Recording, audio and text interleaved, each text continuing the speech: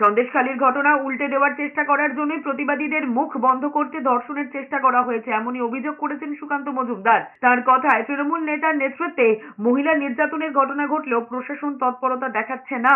সন্দেশখালীতে পুলিশকে ব্যবহার করে বারবার চেষ্টা করা হচ্ছে যে সন্দেশখালীর গোটা ঘটনাকে ঢেকে দেওয়ার জন্য। আজকে সেই জন্য যারা অভিযোগকারী তাদেরকে সবসময় ভয় দেখানোর চেষ্টা করা হচ্ছে। বাঁকুড়ার সভা থেকে জবাবে অভিষেক বন্দ্যোপাধ্যায় বলেছেন, সাদা কাগজে মহিলাদের দিয়ে ধর্ষণের ভুয়ো অভিযোগ লেখানো হয়েছে। 3 মাস ধরে সন্দেশখালী নিয়ে গলা ফাটিয়েছিল। এখন ভিডিওর সব পর্দা ফাঁস হয়ে গিয়েছে। এটা তৃণমূল নয়, বিজেপি নেতাই বলছেন।